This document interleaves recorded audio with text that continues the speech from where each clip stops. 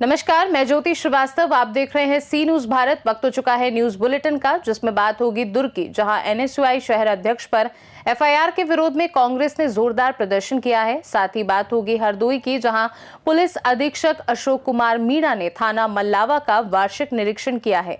ऐसी तमाम खबरों पर विस्तार से डालेंगे नजर। देवरिया जिले के भटनी ब्लॉक अंतर्गत बनकटा शिव में आयोजित श्री लक्ष्मी नारायण महायज्ञ एवं विग्रह प्राण प्रतिष्ठा महोत्सव 5वें दिन आध्यात्मिक ऊंचाइयों पर पहुंच गया, जहां नवनिर्मित भव्य मंदिर में श्रद्धालुओं की भारी भीड़ उमड़ रही है। यज्ञाचार्य श्री रंगनाथ त्रिपाठी के नेतृत्व में 27 आचार्यों द्वारा वैदिक मंत्रोच्चार के साथ विधि विधान से अनुष्ठान संपन्न कराया गया, जिसमें मुख्य यजमान डॉक्टर नंदकिशोर तिवारी, नीलेश्वर राय और घनश्याम राय सहित अन्य श्रद्धालुओं ने आहुति दी। दोपहर सत्र में अयोध्या धाम से पधारी लक्ष्मी प्रिया जी ने भागवत कथा के माध्यम से निस्वार्थ समर्पण और प्रेम का संदेश दिया। कार्यक्रम में मुख्य अतिथि के रूप में गोरखपुर के महापौर डॉक्टर मंगलेश कुमार श्रीवास्तव सहित अन्य विशिष्ट अतिथि उपस्थित रहे, जिनका आयोजन समिति द्वारा सम्मान किया गया। आयोजक प्रभात कुमार राय ने सभी के सहयोग के लिए आभार जताया। देवरिया से सीनू संवाददाता रवि प्रकाश की रिपोर्ट। मुख्यमंत्री हेमंत सोरेन और गांडी विधायक कल्पना सोरेन धनबाद जिले के बलियापुर प्रखंड स्थित बड़ा दाहा पहुंचे, जहां उन्होंने सिंदरी विधायक चंद्रदेव महतो के छोटे भाई एवं पूर्व विधायक आनंद महतो के सुपुत्र स्वर्गीय बुद्धदेव महतो के श्राद्ध कार्यक्रम में शामिल होकर श्रद्धांजलि अर्पित की। 7 फरवरी 2026 को रांची में निधन हुए doctor Mahato Hazaribagh technical university में व्याख्याता थे। मुख्यमंत्री रांची से हेलीकॉप्टर द्वारा बलियापुर पहुंचे, जहां जिला प्रशासन ने गार्ड ऑफ ऑनर देकर स्वागत किया। उन्होंने परिजनों से मिलकर संवेदना व्यक्त की और दिवंगत आत्मा की शांति के लिए प्रार्थना की। कार्यक्रम के दौरान निरसा विधायक अरूप चैटर्जी सहित कई जनप्रतिनिधि व जिला प्रशासन के वरिष्ठ अधिकारी मौजूद रहे तथा सुरक्षा के व्यापक इंतजाम किए गए थे। आज भाई का ये संस्कार भोज में माननीय मुख्यमंत्री जी आए हुए थे और भाई को श्रद्धांजलि देने के लिए पारिवारिक रिश्ता को निभाए, इसको बहुत अच्छा लगा। उम्मीद करते हैं कि इस क्षेत्र में हम लोग उनको और मजबूती देने का काम करें। धनबाद से सीनू संवाददाता सिंधु कुमार की रिपोर्ट। दुर्ग में एनएसयूआई शहर अध्यक्ष वरुण केवतलानी पर दर्ज एफआईआर के विरोध में भारतीय राष्ट्रीय कांग्रेस ने जिला मुख्यालय में प्रदर्शन कर कलेक्टर को ज्ञापन सौंपते हुए कार्यवाही निरस्त करने की मांग की। कांग्रेस नेताओं का कहना है कि एनएसयूआई अध्यक्ष ने केवल सोशल मीडिया पर वायरल वीडियो में गजेंद्र यादव के बिना हेलमेट दोपहिया वाहन चलाने के मामले में पुलिस से कार्यवाही की मांग की थी। साथ ही कानून मंत्री के उस बयान पर भी विवाद गहराया, जिसमें उन्होंने कहा था कि रात में हेलमेट लगाने की आवश्यकता नहीं है। इसी मुद्दे को लेकर कांग्रेस कार्यकर्ताओं ने प्रदर्शन करते हुए एफआईआर रद्द करने की मांग की है। हमारे एनएसयूआई के शहर अध्यक्ष भाई वरुण केवलतानी के खिलाफ मामला दर्ज हुआ और वो एक प्रतीकात्मक विरोध कर रहा था। प्रतीकात्मक विरोध उस बात का था जो हमारे शहर के मंत्री जी, कानून मंत्री जी ने इस कथन को कहा था कि रात को 10 बजे से 8 बजे तक, क्योंकि नो एंट्री खुली रहती है, उस समय हेलमेट अनिवार्य नहीं है। हमारा यही कहना है कि क्या मंत्री जी का कथन सही है? अगर मंत्री जी का कथन सही है तो अगर वो कार्रवाई है तो सही है। अगर मंत्री जी का कथन गलत है और उसका कथन के गलत कथन का कोई प्रतीकात्मक विरोध भी करता है तो उसके ऊपर गैर जमानती धारा लगाकर द्वेषपूर्ण तरीके से उसके ऊपर जो धाराएं लगाई गई उसको वापस लिया जाए। मंत्री जी, वो भी कानून मंत्री का हर शब्द एक आदेश होता है। अगर ऐसा कोई आदेश अगर निकल चुके रात को 10 से 8 हेलमेट अनिवार्य नहीं है तो वो दिखा दे, और नहीं है ऐसा कोई आदेश और उसका कोई विरोध करता है, उसके ऊपर अगर कोई धाराएं लगाई जाती है। लोकतंत्र में विपक्ष का काम ही होता है कि सत्ता पक्ष को आईना दिखाना। अगर उससे भी रोका जाएगा तो बिल्कुल गैर लोकतांत्रिक कार्य किया जा रहा है। हमने आज एसपी साहब को ज्ञापन दिया और हमको पूरा विश्वास है। दमनकारी नीति है ये? हाँ, बिल्कुल दमनकारी नीति है और एसपी साहब को हमने ज्ञापन दिया और उन्होंने बिल्कुल बहुत ही अच्छे से उस ज्ञापन को लिया और हमको पूरा विश्वास है कि न्याय होगा। दुर्ग से सीनू संवाददाता धर्मेंद्र गुप्ता की रिपोर्ट। हरदोई के पुलिस अधीक्षक अशोक कुमार मीणा ने थाना मल्लावा का वार्षिक निरीक्षण करते हुए थाना कार्यालय के रजिस्टर व अभिलेख, मालखाना, शस्त्रागार, महिला हेल्प डेस्क, सीसीटीवी व्यवस्था, हवालात, बैरक और भोजनालय सहित पूरे परिसर का गहन जायजा लिया।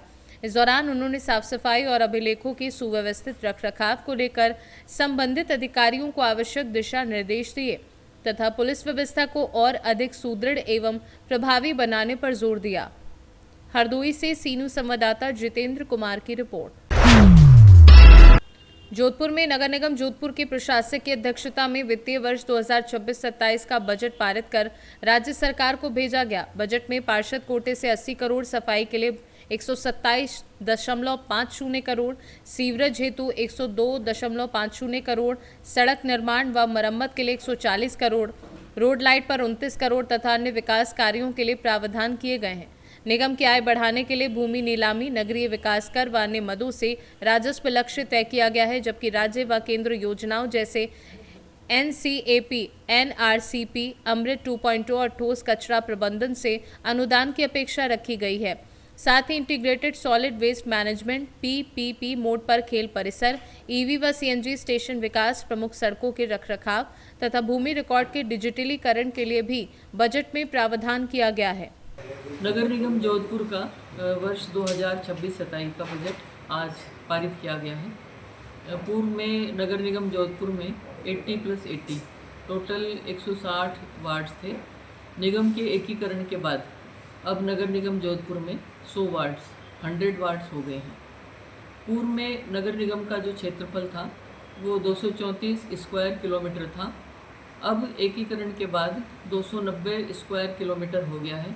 इस तरह से 56 स्क्वायर किलोमीटर एरिया नगर निगम जोधपुर का बढ़ गया है। तो इस विषय में हमने इस बजट में भी ये ध्यान रखा है और उसी के अनुसार हमने बजट और संसाधन बढ़ाए हैं। इसकी जो हाइलाइट्स हैं, मेन हाइलाइट्स हैं हमारे इस बजट की, इसमें इंटीग्रेटेड सॉलिड वेस्ट मैनेजमेंट की व्यवस्था हमने इस बजट में की है। पूर्व में डोर टू डोर कचरा संग्रहण की व्यवस्था के तहत JCB, ट्रैक्टर, डंपर्स, ड्रेनेज जैसे 8-10 कार्यों के लिए लगभग 220 वेंडर्स काम कर रहे थे। इस बजट में हमने निगम में इन सभी कामों के लिए एकीकृत इंटीग्रेटेड व्यवस्था की है नेक्स्ट वित्त वर्ष के लिए। इस व्यवस्था में इन सभी कामों में खर्चा कम होगा और जो लीकेजेज अगर कोई हैं तो वो बचेंगे, वो रुकेंगे और इसमें मॉनिटरिंग करना हमारे लिए आसान होगा, क्योंकि एक जोन में एक ही वेंडर होगा सारे कामों के लिए। इस व्यवस्था के तहत प्रत्येक जोन में एक मटेरियल रिकवरी फैसिलिटी होगा, बनाएंगे, ताकि केरू डंपिंग स्टेशन पर कम कचरा पहुँचे और जो यूज़फुल मटेरियल है उसका रीयूज़ किया जा सके। पार्किंग का हमने इसमें बजट में ध्यान रखा है। शहर में बढ़ते हुए यातायात के दबाव को कम करने के लिए ऑल म्यूनिसिपल जोन्स में, यानी कि हमारी सभी म्यूनिसिपल जोन्स में पार्किंग सुविधा के लिए नए पार्किंग स्थलों का चिन्हीकरण करके हमारे द्वारा, निगम के द्वारा उनको विकसित किया जाएगा। ऐसा इस बजट में प्रावधान किया गया है। राज्य सरकार की चालू वित्त वर्ष की जो बजट घोषणाएं हैं उनके तहत पर्यावरण सुधार की दृष्टि से EV plus CNG stations PPP mode पर विकसित किए जाएंगे। इस विषय में 10 जगहों पर, शहर में 10 जगहों पर ऑलरेडी EV स्टेशंस का कार्य प्रगतिरत है और ये जो नया बजट है इसमें हमने 30 नए स्थानों पर इस बजट में भी EV स्टेशंस प्रस्तावित किए हैं। शहर में जो हमारी स्पोर्ट्स एक्टिविटीज़ हैं, स्पोर्ट्स फैसिलिटीज़ हैं, उनको प्रोत्साहित करने के लिए वर्तमान में 2 स्थानों पर उमेद क्लब के पीछे प्लस गांधी मैदान की जो पार्किंग है उसके ऊपर स्पोर्ट्स फैसिलिटीज़ ऑलरेडी उनका डेवलपमेंट चल रहा है। तो इसके अलावा हमने लगभग 15 स्थानों पर स्पोर्ट्स कॉम्प्लेक्सेस विकसित करने का लक्ष्य इस बजट में रखा है। Integrated road infrastructure development plus maintenance के लिए शहर के 2 प्रमुख मार्गों को, हमारे शहर की 2 प्रमुख सड़कों को DBFOT मोड पर विकसित करने की कार्य योजना तैयार की है। ये एक तरह का, अपनी तरह का पायलट प्रोजेक्ट है, जिसमें जो संवेदक होगा उसको रोड मेंटेनेंस करना होगा, रोड को चौड़ा करना, वृक्षारोपण, फुटपाथ का निर्माण, ड्रेनेज की व्यवस्था, इस तरह के सारे कार्य उन दोनों रोड्स पर किए जाएंगे। उसके लिए EOI अभी हमने मांगा है और वो हमारा कार्य शुरू हो गया है। ये अभी जो कार्य मैंने आपको बताए हैं ये सभी PPP मोड पर होंगे, तो उन पर निगम की राशि पहले से भी कम खर्च होगी। सालावास वाले हमारे जो 50-50 MLD के जो 2 STPs हैं जिनका कि अभी अपग्रेडेशन हो गया है अमृत 2.0 में, उन पर वन टाइम खर्चा चूँकि हो चुका है, तो अब जो उसका 75 करोड़ समथिंग जो राशि थी वो भी इस बार कम खर्च होगी। निगम के एकीकरण से 2 निगम थे हमारे, उनके एकीकरण से प्रशासनिक खर्चा हमारा कम होगा।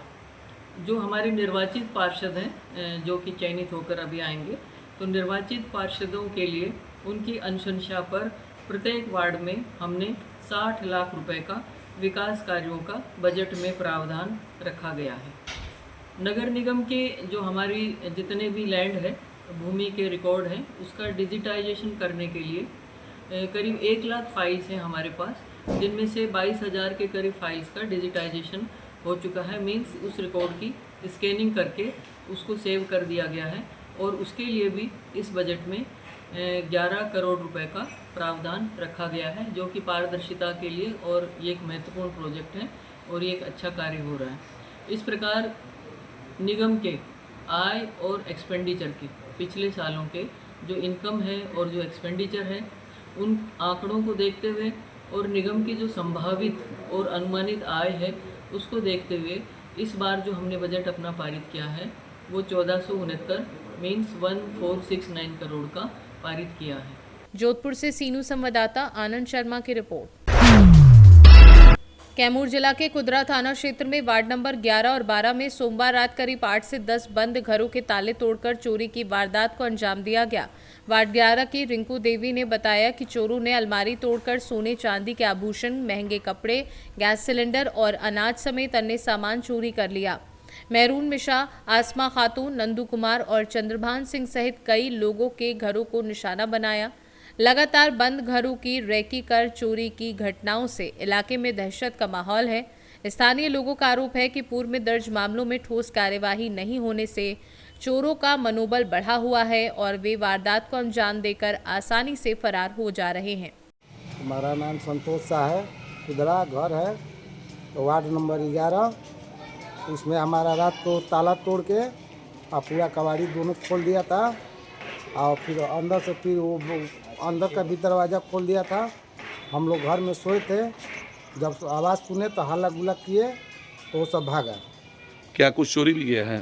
चोरी अब देखने के बाद उसमें झाड़ू उड़ू था और टंकी था, तब चोरी तो कुछ अब नहीं समझ। आप लोग उसमें सोए थे? हाँ सोए थे, हल्ला गुल्ला किए तो वो सब भाग गया। मैंने प्रयास हुआ था चोरी का? हाँ प्रयास, ताला तोड़ के एकदम साफा दरवाज़ा दोनों खोल दिया था। कितने बजे की घटना थी ये? 2 बजे के लमसम है। सब जितना बा उतना सब गायब हो गए बा, कुछ नहीं के रह गए। फूल के सेट रहे, डिनर के सेट रहे, सब कुकर उकर सब खरीद। घर में शादी भी था क्या? शादी के भी दिन रखे के सामान पहले से बुक मैंने खरीद के सब रख ले रहे। जान एक सामान नहीं के, यानी आपका कुछ नहीं बचा है ना। 5 गो बक्सा तोड़ के सारा ले गलो, एक बक्सा खाली बचल बा। 5 बक्सा में के गायब बा हुए सामान। मंगलसूत्र बा, और टीका बा, नथिया बा, कान में के झुमका बा, और फिर एगो कान में कैसे रिंग बा, आ अंगूठी बा, 2 गो पायजेब बा। जी, लगभग ये जो गहना गया है वो लगभग कितने लाख का होगा? अरे नहीं हो तो हो खबे कर 6 लाख से हो खबे न करी, 6 लाख से ऊपरे जा सकेला। अंगूठी बा एगो सोना के, आवेदन में ये चूड़ी बा, देखी भुला तने चूड़ी बा सोना के। आवेदन में आपने ये सब लिखा है? हाँ, आवेदन में चूड़ी छूट गइल बा हमार। आवेदन में चूड़ी देखी छूट गइल बा। जी, अब गहने लिखवा के तो आप करवा दिल मान जा, हमारा अपन खबर नहीं किया। कैमूर से सीनू संवाददाता पंकज कुमार चौबे की रिपोर्ट। कन्नौज के मकरंद नगर स्थित प्राचीन सिद्धपीठ मां फूलमती देवी मंदिर में शिखर निर्माण के लिए चल रही खुदाई के दौरान एक प्राचीन कुआं निकल आया। मंदिर के पुजारी के अनुसार परिसर में पहले 7 प्राचीन कुएं थे, जिनके पानी को अमृत समान और रोगनाशक माना जाता है तथा श्रद्धालु इसे प्रसाद के रूप में ग्रहण करते हैं। खुदाई के दौरान शेष 6 कुओं के भी मिलने की संभावना जताई जा रही है, जिससे क्षेत्र में उत्साह का माहौल है।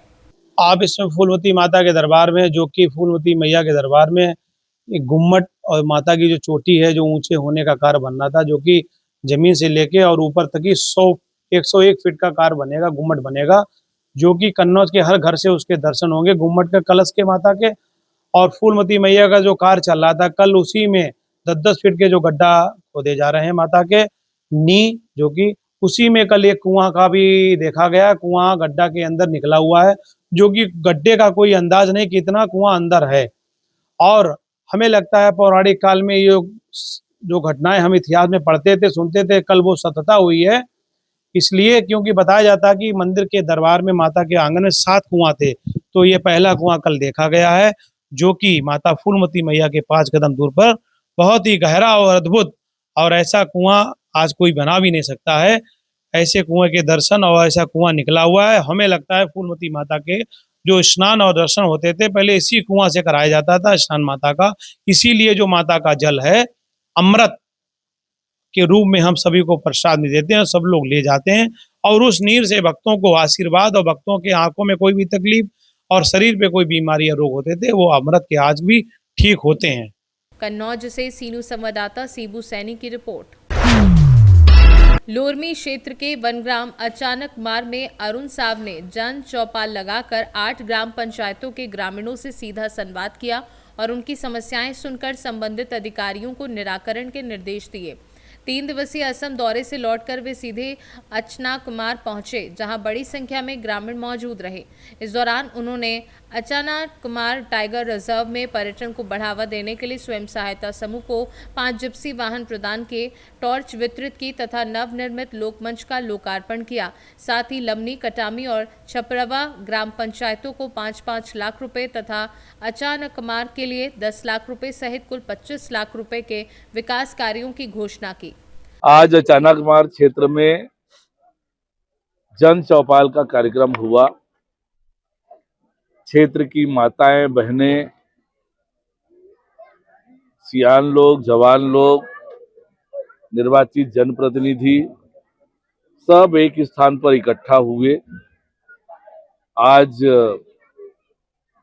अचानकमार टाइगर रिजर्व द्वारा 5 जिप्सी वाहन स्व समूह को पर्यटन के लिए उपलब्ध कराया गया। साथ ही सुरक्षा के दृष्टि से टार्च इत्यादि का वितरण भी हुआ है। माता और बहनों के बीच सरकार की योजनाओं की चर्चा हमने की है और लोगों की समस्याएं सुनी है। समस्याओं के निराकरण के निर्देश अधिकारियों को दिए हैं। बहुत उत्साहपूर्वक वातावरण में ये जन चौपाल का कार्यक्रम संपन्न हुआ है। इस क्षेत्र के लगभग 8 ग्राम पंचायत के लोग बड़ी संख्या में उपस्थित हुए हैं। तो निश्चित रूप से ऐसे जन चौपाल के माध्यम से लोगों की समस्याओं को सुनना और उसका निदान की कोशिश करना, सरकार की योजनाओं को उन तक पहुंचाने का अभियान लगातार मैं करता हूं। आज उसी के तहत ये कार्यक्रम संपन्न हुआ। मुंगेली से सीनू संवाददाता प्रेम कुमार मिश्रा की रिपोर्ट। न्यूज बुलेटिन में फिलहाल के लिए इतना ही। बने रहिए सी न्यूज भारत के साथ। हर खबर आपके साथ, आपके हाथ।